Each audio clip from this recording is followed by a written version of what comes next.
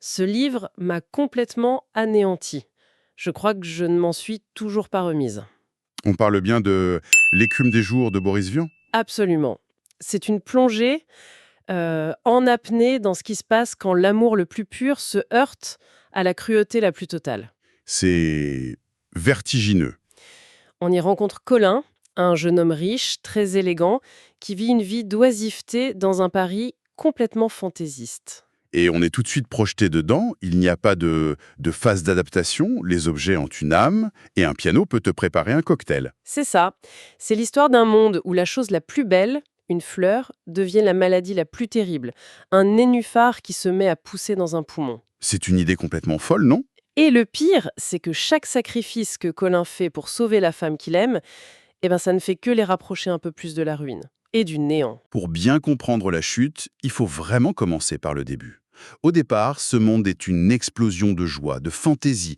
Tout est léger, coloré. Oui, on découvre l'univers de Colin, cet appartement incroyable, baigné de soleil, avec son cuisinier Nicolas, qui est un vrai maître. Et son meilleur ami, Chic, un ingénieur passionné, mais un peu fauché. Exactement. Et puis, il y a cet objet qui, pour moi, résume tout.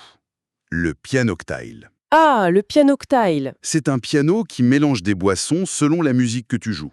C'est l'incarnation parfaite de ce monde où l'art, la musique, la vie, tout fusionne. C'est une forme de synesthésie, en fait. Le son a un goût, la musique se boit, littéralement. Voilà. Et la bande-son de tout ça, c'est le jazz. Surtout Duke Ellington.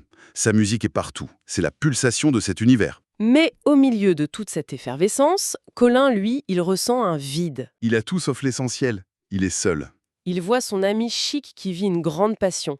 Et ça le mine un peu. Il veut connaître ça lui aussi. Il veut être amoureux. Et puis, il y a cette fameuse fête. C'est là qu'il la voit. Chloé. Le coup de foudre. Mais un vrai, total. Ce n'est pas juste une rencontre, c'est comme s'il l'avait reconnue. D'ailleurs, son prénom, Chloé, c'est un hommage direct à un morceau de Duke Ellington. Absolument. Rien n'est laissé au hasard. C'est comme si leur rencontre était déjà écrite dans une partition de jazz. Et leur mariage. C'est le point culminant de ce bonheur. C'est une fête presque irréelle, une explosion de joie. On est en plein conte de fées. On se dit que rien ne peut leur arriver. Ils ont atteint une sorte de perfection.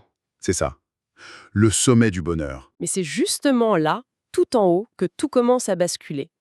Pendant leur lune de miel, alors que tout est encore parfait, le premier signe apparaît. C'est presque rien. Une petite toux. Un léger malaise. On n'y prête pas vraiment attention au début. Non, mais ça persiste. De retour à Paris, elle a des étourdissements. L'inquiétude commence à s'installer.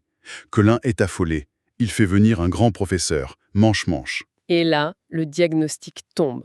Et c'est à l'image du roman, d'une poésie folle et d'une cruauté absolue. Il leur annonce qu'un nénuphar est en train de pousser dans son poumon droit. Un nénuphar. Il faut s'arrêter une seconde sur cette idée.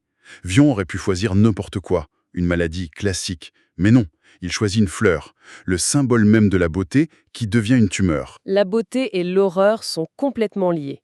L'amour qui devait donner la vie va, en fait, causer la mort. Et le traitement, il est tout aussi surréaliste. Oui, pour combattre cette fleur qui la ronge de l'intérieur, il faut l'entourer constamment d'autres fleurs. L'idée, c'est que l'abondance des parfums va en quelque sorte étouffer le nénuphar. C'est une guerre de fleurs. C'est à ce moment précis que le conte de fées se brise et que la descente aux enfers commence pour de bon. Pour acheter toutes ces fleurs, il faut de l'argent. Énormément d'argent. Et Colline, qui n'a jamais compté, commence à liquider toute sa fortune. Sans hésiter une seule seconde. Il est persuadé, vraiment, que son amour, matérialisé par ces montagnes de fleurs, peut la sauver. Mais l'argent fond. Et là, il doit faire quelque chose qu'il n'a jamais fait de sa vie. Travailler. Et Vian décrit le monde du travail comme un univers absurde, déshumanisant. Ses emplois sont de plus en plus dégradants. C'est une critique sociale féroce, en fait. Il vend son temps, sa dignité, juste pour quelques bouquets de plus. Et pendant qu'il se détruit au travail, leur monde, leur univers physique se décompose. C'est une des idées les plus fortes du livre, je trouve. Ah oui, l'appartement? L'appartement, qui était si grand, si lumineux, il commence à rétrécir. C'est une métaphore incroyable. Jour après jour, le plafond s'abaisse, les murs se resserrent, la lumière n'entre presque plus. C'est ça. C'est une façon de rendre tangible ce que c'est que la dépression, le deuil. Exactement. Quand on souffre, le monde se rétrécit vraiment, l'horizon disparaît. L'appartement devient le miroir de leur état intérieur. Le cocon d'amour se transforme en tombeau. Et pendant que leur monde se réduit comme ça, physiquement, son meilleur ami Chick, lui, s'enferme dans un piège, mais un piège mental. Oui, Vian construit ses tragédies en parallèle. C'est un écho terrible. Colin se bat contre une maladie bien réelle. Et Chick, lui, il sombre dans une obsession intellectuelle pour un philosophe, un certain Jean-Sol Sartre. La parodie de Jean-Paul Sartre est à peine voilée, bien sûr. Évidemment. Et Chick ne vit plus que pour ça. Il dépense tout son argent, le peu qu'il a, pour acheter les livres, les manuscrits, n'importe quel objet qui a appartenu à Sartre. Et c'est là que Vian est génial. Il oppose deux tragédies. Colin, c'est la tragédie du corps, de l'amour physique, du sacrifice concret. Alors que Chick, lui, sacrifie son amour bien réel pour sa compagne, Alice, à une passion complètement abstraite. C'est comme si Vian nous disait que l'intellectualisme, quand il est coupé de la vie, des émotions, ça peut être une maladie tout aussi mortelle. Ça assèche l'âme. Et Alice, sa compagne, assiste à tout ça, impuissante. Elle voit l'homme qu'elle aime lui échapper. Il préfère des mots sur du papier à sa présence. Elle essaie de le raisonner, mais rien à faire. Le culte de Sartre a pris toute la place. Alors, dans un geste de désespoir absolu, elle décide de s'attaquer à la source du mal, pas à Chick, à l'idole. Elle assassine Jean-Sol Sartre. Et elle brûle les librairies qui vendent ses livres, en espérant, libérer Chick de son emprise. Mais c'est déjà trop tard. Cette histoire, c'est une autre façon de montrer comment l'amour peut être anéanti, soit par la maladie, soit par une obsession qui consume tout. Et pendant ce temps, Colin, lui, il touche le fond. Il est épuisé, ruiné. Son dernier emploi est le symbole ultime de tout ça. Il travaille dans une usine d'armement. Oui. Sa mission, c'est de faire pousser des canons fusiles en les couvant avec la chaleur de son propre corps. C'est terrible. Il donne sa propre chaleur vitale pour créer des instruments de mort. C'est le renversement total des valeurs du début. Mais même là, au milieu de l'horreur, il y a ce détail. Un détail déchirant. La petite rose. La petite rose. Parfois, la croissance d'un canon est défectueuse, et sur chaque arme ratée, une rose se met à fleurir. C'est comme une dernière trace de sa nature à lui, de sa poésie.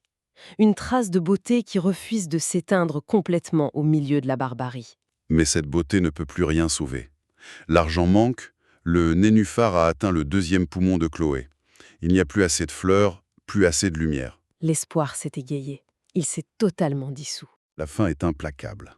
On la sent arriver. Et il y a ce témoin silencieux de tout ça. La petite souris grise qui vit avec eux. Ah oui, la souris. Elle est le baromètre émotionnel de la maison. Elle a tout connu, la joie, la musique, et maintenant elle ne sent plus que le désespoir. Colin est un homme brisé. Quand Chloé s'éteint, son monde s'effondre pour de bon. L'appartement, qui n'arrêtait pas de rétrécir, s'écroule littéralement sur lui. Il l'emmure dans les décombres de son propre bonheur. Et il y a ce geste final, celui de la souris, elle qui a tout vu. Elle ne supporte plus de voir la souffrance de Colin. Alors, dans une scène finale absolument bouleversante, elle décide de se suicider. Elle va volontairement mettre sa tête dans la gueule d'un chat. C'est le point final. Le symbole que lorsque le désespoir est total, même la compassion devient insupportable. La question que le livre laisse en suspens est terrible. Quand on a tout sacrifié par amour, et que cet amour même vous a tout pris, que reste-t-il ? Jusqu'où un homme peut-il sombrer après avoir touché le bonheur parfait ? Tiens, justement, ça me fait penser, j'ai une bonne nouvelle pour vous qui nous écoutez.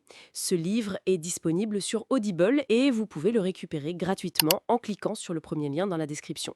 L'idée, c'est vraiment des narrations très immersives. Une narration professionnelle, bien incarnée, ça change absolument tout. La personne ne fait pas que lire, elle interprète, elle donne vie au texte. Ah tiens, super, en plus de la vidéo, il y a un livre audio. Si on veut juste le livre, le lien pour récupérer votre livre audio se trouve dans la description de la vidéo. Si vous avez apprécié le contenu, n'hésitez pas à laisser un petit pouce en l'air et à vous abonner à notre chaîne YouTube pour ne rien manquer des prochaines vidéos.